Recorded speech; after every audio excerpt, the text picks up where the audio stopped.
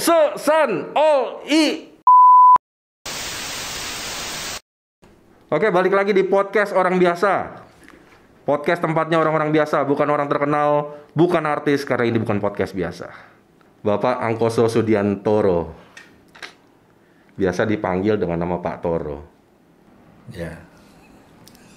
25 tahun menjadi IT di pasar modal. Alhamdulillah. Terima kasih banget nih Pak, udah nyempetin datang ke podcast orang biasa. Ya. Walaupun Pak Toro nih sepertinya bukan orang biasa ya Pak? Orang biasa banget. Orang biasa banget. Bapak keluar waktu itu pensiun atau gimana sih Pak? Bukan, ya pensiun sendiri sih karena kan kondisi kesehatan waktu itu. Jadi sarannya suruh resign atau keluar ya. Jadi keluar aja sekalian. Kenapa dokter saranin resign gitu Pak? Kalau kata dokter sih stres yang bertahun-tahun tanpa disadari. Jadi daripada susah-susah bikin surat resign letter ke manajemen kan, kalau alasan dokter kan paling gampang. Mau nggak mau diterima. Kalau minta berhenti begitu aja kan nggak dikasih. Pak Toro, Pak, Bapak kan dulu setelah jadi IT kan pernah juga jadi pengelola kebun duren, pernah jadi pengelola peternakan ayam juga. Ya itu lain cerita itu, kisah hidup yang lain. Itu gimana? Kan orang biasa. Orang biasa. Iya orang biasa, saking biasanya ngurusin ayam. Tapi dulu bertahun-tahun di belakang meja depan komputer Pak, di belakang rak server ngurusin ayam. Gimana ceritanya Pak? Dulu nggak disengaja itu sih, karena situasinya, karena keadaan kondisi kesehatan, suruh berhenti dari pekerjaan karena pernah stroke ringan, jatuh nggak sadar di antara rak server. Ya, setelah dibawa ke rumah sakit, dokter menyatakan ini stroke ringan, lalu digali kenapa penyebabnya. Lalu setelah dokter tahu saya kerja di Bursa Efek di lingkungan sekuritas, lalu disarankan untuk cuti panjang atau keluar dari pekerjaan atau berganti pekerjaan. Lalu dari situ itu awal mulanya. Jadi istirahat dulu, resign, kemudian istirahat dulu, sempat ke Bali untuk jadi fotografer freelance. Saya senang foto alam. Kemudian baru kembali ke Jakarta dan diminta untuk membantu salah satu peternakan ayam kampung, tapi bukan peternakan biasa karena ini breeding. Breeding ini menghasilkan bibit anak ayam, tapi khusus ayam kampung jenis sentul. Ceritanya konservasi. Nah ini yang karena ini sesuatu yang beda, saya merasa tertantang untuk mencoba, jadi sesuatu yang baru. Berat nggak sih Pak ninggalin pekerjaan yang udah selama itu? Ya soal berat, ya tentu berat sih, karena kita taunya hanya dunia rak komputer, kemudian taunya mock trading, taunya bikin laporan, taunya kan itu. Tapi ke Bali itu waktu itu kan saya hobi fotografi, jadi menyalurkan hobi aja sih. Itu yang mengikuti saran dokter, katanya sebaiknya mengerjakan sesuatu yang membuat hati senang.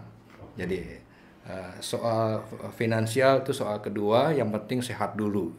Lalu itu saya ikuti. Jadi saya jadi fotografi, kemudian di Bali ternyata banyak pengalaman-pengalaman baru, di antaranya timbul ide melihat arung jeram di Sungai Ayung. Timbul ide bagaimana kalau memadukan arung jeram dengan kesenian Bali, tari Bali. Tapi malam hari, nah itu yang lain. Dan itu yang membuat banyak orang kaget waktu mendengar ide itu. Itu pertama ya Pak ya? Pertama di Bali, pertama di dunia. Pertama di dunia arung jeram malam-malam ya Pak ya? Iya, namanya night rafting. Bisa di YouTube mungkin ada sih, pernah ada videonya. Saya bikin night rafting. Ada tari-tariannya. Ada tari-tari Bali kontemporer, bukan tari Bali tradisional ya. Gitu. Di bawah cahaya obor, itu yang menarik. Nah, dan itu ternyata obat yang mujarab untuk menyembuhkan stres yang bertahun-tahun ini gitu. Jadi di Bali cukup setahun 2 tahun kalau nggak salah, terus kembali ke Jakarta lagi. Nah, sambil menikmati waktu itu ada tawaran, ada permintaan bantuan untuk membantu bagaimana manage farm ayam tadi. Gitu. Oh, berarti Bapak mulai peternakan ayam itu setelah Bapak balik dari Bali ya, Pak? Iya. Jadi sesuatu yang beda lagi. Saya belum pernah pengalaman lagi tuh, belum pernah mengalami sebelumnya. Dan itu Bapak lakuin di masa pensiun, Pak, pada saat itu, Pak? Iya. Yang harusnya kan Bapak pensiun tuh udah menikmati masa tua, senang-senang gitu loh, Pak. Itu dia, masalahnya nggak bisa diem. Ini sih masalah yang saya salut dari Pak Toro itu, setelah pensiun malah kerjanya gila-gilaan loh. Ada lagi yang baru, ada lagi yang baru. Dan beda-beda loh. Beda-beda. Mulai dari fotografer, ngurus hotel, ngurus apa? Resort. Resort. Terus akhirnya ngelola kebun apa peternakan ayam dulu ya, Pak ya? Peternakan ayam. Peternakan ayam. Habis itu ngurusin kebun durian. Itu semua nggak ada yang nyatu, Pak. Nggak ada. Udah gitu awalnya dari IT lagi, Pak. IT. Itu yang bikin orang bingung. Jadi yang farm ayam itu bukan peternakan ayam biasa. Jadi jumlah populasi ayamnya aja 25.000 ekor. Itu butuh manajemen yang nggak main-main. Dari mulai menyediakan pakan, vitamin, vaksin, kemudian pengelolaan limbahnya. Itu perlu sekolah khusus, perlu pengalaman khusus, perlu didampingi oleh para supervis, para tenaga ahli gitu. Itu nggak sembarangan. Dan Pak Toro dari IT ditugasin untuk ngelola itu semua, Pak. Iya. Dan saya mulai dari nol. Bapak akhirnya sekarang mengerti banget tentang ayam, Pak. Ya kata orang gitu, saya pernah diminta jadi pembicara di berbagai seminar, kemudian juga rapat kerja dinas, Departemen Pertanian, ngundang para kepala dinas, kemudian seminar tentang ayam kampung, tentang konservasi ayam kampung, dihadiri oleh para guru besar para kampus, universitas terkenal, kemudian Indonesia dan dari luar. Saya pernah diminta untuk bicara tentang, khususnya tentang konservasi ayam kampung. Oh, spesialisasi saya di ayam kampung. Mantan IT pasar modal disuruh jadi pembicara observasi ayam kampung. Nah, yang menarik biasanya di setiap seminar atau rapat kerja itu kan selalu ditampilkan riwayat pendidikan, riwayat kerja dari narasumber. Saya selalu minta itu dibelakangkan, di paling belakang, jangan di depan. Jadi setelah selesai semua baru ditampilkan bahwa Pak Toro ini dulu begini-gini. Nah, baru pada heran. Pak Toro ini dulu sekolah di kampus IT, jurusan informatika tahun sekian, pengalaman kerja 25 tahun di pasar modal. Baru pada bingung. Lalu di mana di peternakannya? Nggak ada. Perkebunannya nggak ada. Karena saya bukan lulusan atau saya tidak pernah belajar peternakan. Gitu. Itu yang membuat banyak orang heran kenapa bisa gitu. Saya bilang ya kenapa enggak gitu. Itu aja. Jadi ngajarin para praktisi malah ya. Ya itu kenyataan hidup. Kenyataan hidup ya, Pak. Itu berapa tahun Pak bawa di peternakan ayam, Pak? Kalau nggak salah 5 tahun. 5 tahun, Pak. Dan itu juga ada pengalaman yang berbekas. Jadi saya baru sadar kalau peternakan ayam kampung kan saya menghasilkan bibit anak ayam kampung yang akan jadi calon induk. Ya. Dibeli oleh para peternak untuk dibudidaya, dibesarkan, dijual setelah masa panen, dijual dagingnya. Nah, masalahnya adalah para peternak ayam kampung ini umumnya tidak tahu menjual kemana. Jadi akhirnya mereka terperangkap kepada para tengkulak. Jadi ada pihak-pihak yang mengambil dengan harga murah, kemudian dibeli sekaligus, dan si para peternak kampung ini mereka udah maunya asal cepat dapat uang modal kembali, mereka udah seneng. Oke. Tanpa sadar sebenarnya ayam-ayam itu bisa dijual lagi dengan harga yang jauh lebih tinggi lagi. Nah, menyadari itu, waktu itu saya membuat terobosan, saya memotong, saya bikin semacam asosiasi perkumpulan para peternak. Kemudian saya kasih ide, kenapa nggak kita jual sendiri ke end usernya. Oke. Ya saya kenalkan konsep direct market. Oke. Ini kan dari pasar modal juga. Oh iya ya. Ilmunya. Jadi saya motong Kompas, itu mereka senang. Itu menyebabkan saya dulu sering diundang ke bicara di banyak kota gitu. Jadi suka ada Pak Toro dari Jakarta, gitu. Pak Toro. Berarti lumayan banyak yang Bapak lakuin lah Pak ya selama jadi peternak ayam. Udah gitu Bapak paralel dengan maintain kebun durian juga kan? Ya, kalau kebun durian itu kan nggak secara langsung, nggak secara resmi. Saya hanya membantu memasarkan juga, kemudian juga kebun durian Warso itu luasnya kan 25 hektar. Iya. Itu perlu manajemen juga yang nggak biasa. Iya. Dan nggak cuma kebun durian, tapi juga buah naga. Nah, kebetulan kebun durian dan buah naga ini menjadi salah satu proyek percontohan ASEAN tentang budidaya buah naga. Karena buah naga itu kan jenis kaktus, harusnya hidup di suhu panas. Tapi kenapa bisa tumbuh di daerah dingin? Kenapa itu Pak? Ya itu ilmunya. Itu ilmunya yang akhirnya menjadi tempat studi para mahasiswa IPB datang ke situ.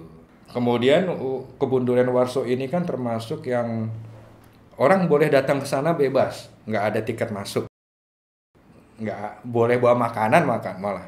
Jadi datang situ boleh nggak beli apa-apa, mau beli durian juga bisa di situ. Gitu. Mau jalan-jalan ke kebunnya olahraga jantung karena kebunnya tuh ada di atas gitu, jalan lumayan ke atas tuh. Iya. Pak, ini yang saya mau tanya nih Pak, agak jauh sih melenceng Pak. Ini agak mundur ke belakang ya Pak ya. Saya tadi kan sebelum Bapak datang, saya kan cari tahu nih Pak. Cari tahu profil tentang Bapak nih Pak. Susah saya dapat Pak. Orang biasa nggak ada.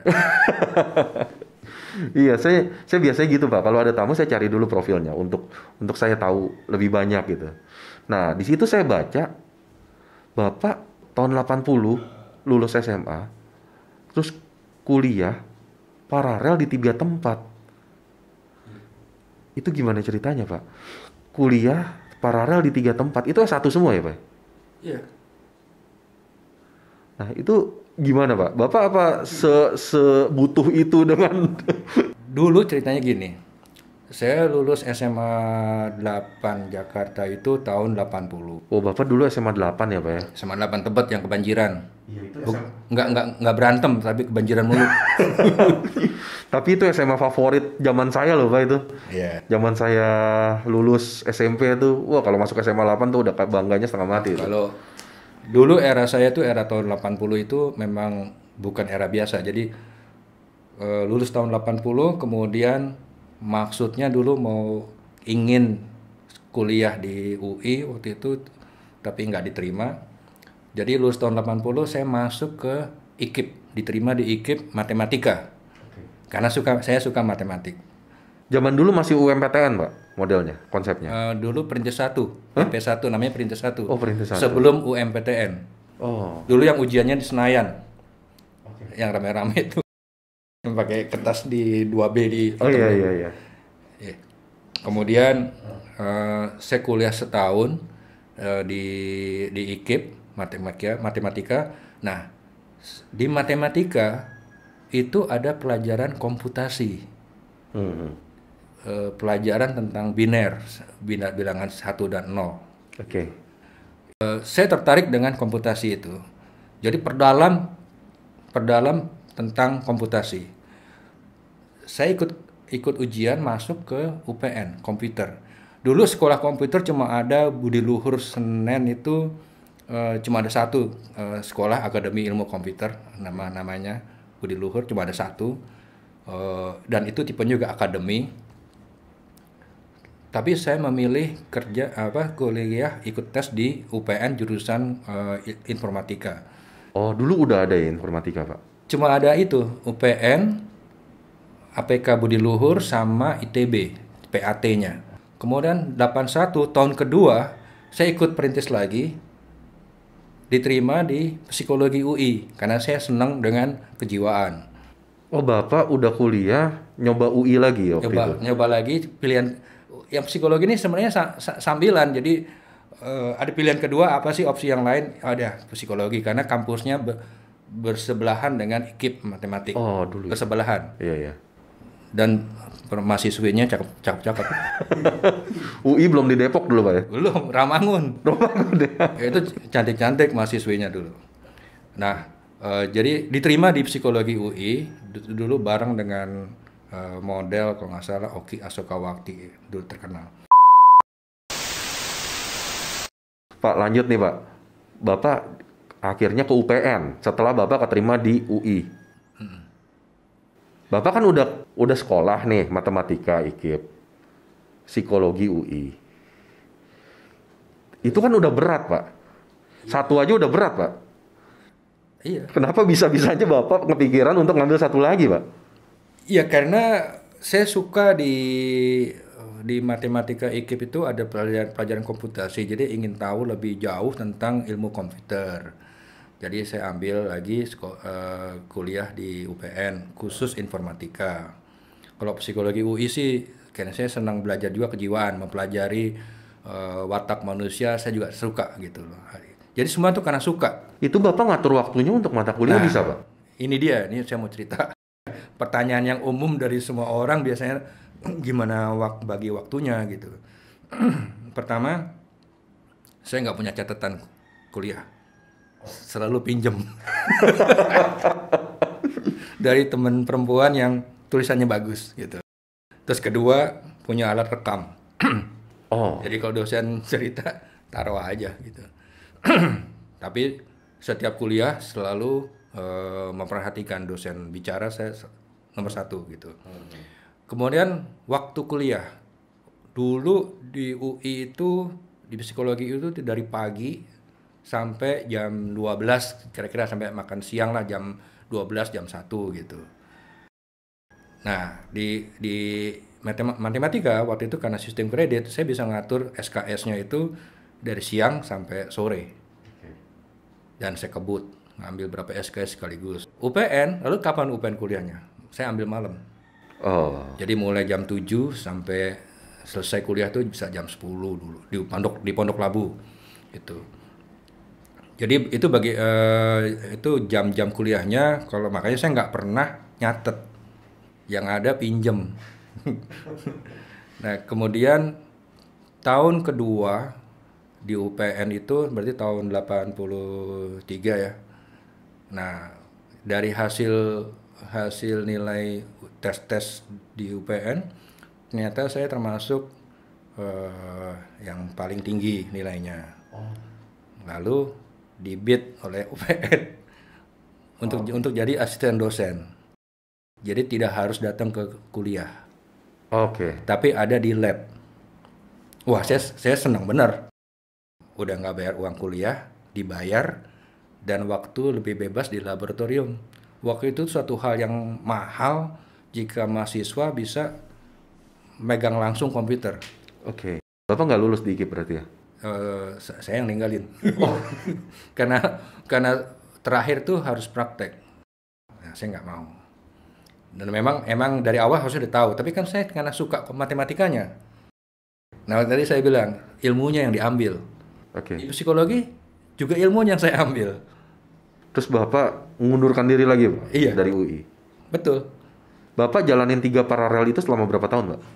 3 tahun. 3 tahun. Dan 3 tahun itu Bapak buang dua-duanya ya? Iya, cuma UPN aja sampai selesai. Oh, UPN sampai selesai. Terus Bapak mulai kerja setelah lulus UPN itu langsung ke IT, Pak? Langsung IT. Jadi langsung programmer. Programmernya langsung yang langsung ke aplikasi.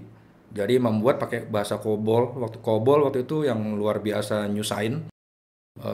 Langsung ke bisnis, itu bikin aplikasi accounting, inventory, yang waktu itu sedikit orang yang bikin. Bahkan mungkin susah kali nyari orang yang bisa bikin itu. Gila. Itu tahun 83, 84 ya, sampai 85. Itu tahun 84, saya baru umur 3 tahun itu, Pak. Nah, terus dulu pernah dengar Starco nggak? Radio pager yang ini sebelum ada handphone. Pager saya tahu. Sebelum ada handphone, Oh, sebelum ada handphone dulu ada radio panggil, bentuknya seperti handphone, bentuknya kecil gitu. Itu kalau misalnya messenger atau karyawan lagi, Adri harap kembali ke rumah gitu, ada keluar suara, tit, ada suara di situ. Adri harap nelpon mama gitu, atau harap kembali ke rumah secepatnya. Jadi ada keluar suara. Oke. Waktu itu namanya Starco, perusahaannya masih ada. Itu ngirimnya pakai apa, Pak? Itu pakai pemancar, pakai transmitter. Oh. Waktu itu. Tapi bukan itu kerjaan saya. Kerjaan saya adalah ditantang oleh si owner dari grup ini yang Apricot ini membuat versi digital. Timbullah perusahaan namanya Santika Paging. Santika Paging ini perusahaan pertama di Indonesia yang bikin radio pager tapi digital. Jadi keluarnya berupa teks LCD, ada layar kecilnya. Oh. Jadi kalau kita lagi mobile, lagi keluar, ini buat orang-orang yang mobile, lagi keluar di Jakarta, lagi di jalan, terus kantor manggil, Adi harap segera kembali ke kantor. Nanti itu bunyi alatnya, terus kita lihat tulisan muncul, Adi harap kembali ke kantor. Ya, itu seperti pager yang saya kenal gitu, Pak. Kalau yang Itu pager. Itu pager digital namanya. Pertama kali yang bikin di Indonesia itu saya. Bikinnya pakai apa? Pakai bahasa basic. Oh ya? Komputernya dulu pakai operating systemnya sebelum ada MS-DOS, belum ada basic Microsoft Windows belum ada waktu itu. Adanya dulu NPM namanya. NPM tuh versi multi usernya CPM. Aduh, saya nggak Itu tahu. cikal bakalnya MS. Itu cikal bakalnya MS-DOS yang sekarang jadi Microsoft Windows. Wah, gila. Itu sih benar udah di luar jangkauan saya, Pak. Yang menarik itu radio pager itu versi digital itu pertama kali program bikin sendiri, transmitternya itu beli dari Jepang, komputernya karena multi user dulu baru ada di dunia itu didatangkan dari Inggris, microcomputer. Kemudian antenanya karena butuh power yang gede, pesen bikin tailor-made sama teman-teman dari ITB. Oke. Dipasang di Menara BDN sekarang jadi Menara Mandiri di Tamrin tuh. Oh. Kalau kita ke Jalan Tamrin itu ada Kebon Sirih, perempatan, itu ada gedung Menara Mandiri, itu di atas itu ada tower. Itu tower saya yang bikin pertama kali dulu. Oh ya? Iya, saya yang bikin. Saya yang naik ke atas. Yang mendatangkan tower itu saya gitu. Oke.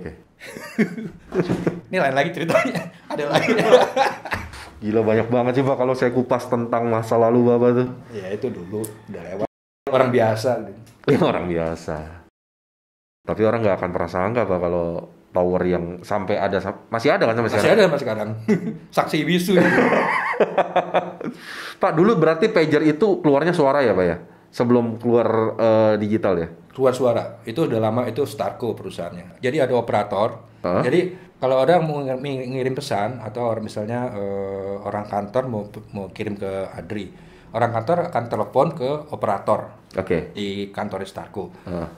Tolong dong sampaikan ke pager nomor 123 gitu. Oke.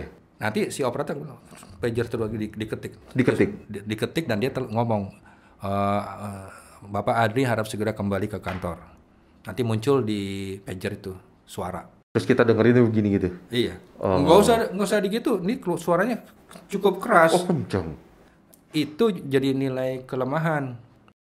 Karena apa? Karena pada saat orang lagi meeting, kalau lagi di kereta atau di kendaraan umum, kan nggak lucu kalau tiba-tiba Adri harap segera kembali ke rumah, bapaknya terkunci di WC.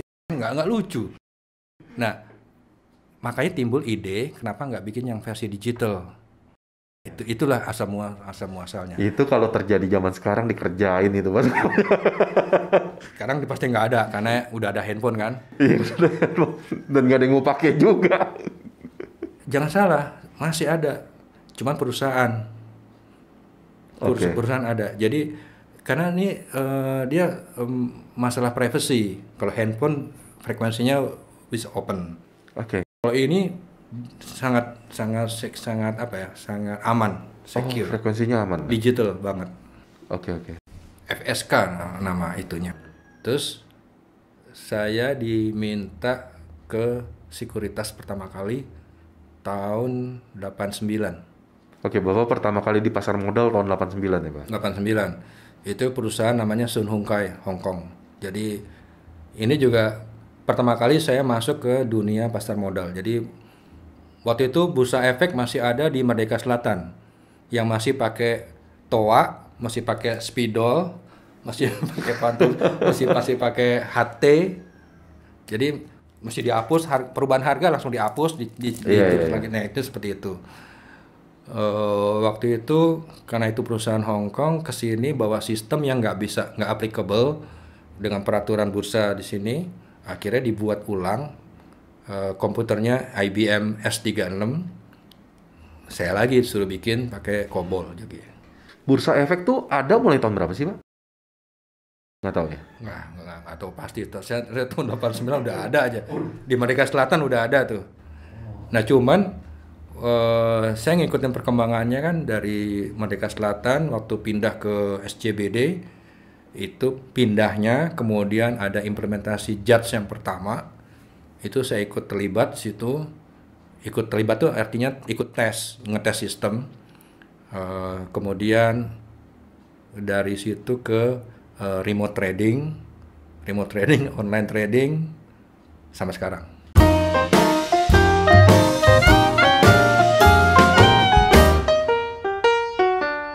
Yuk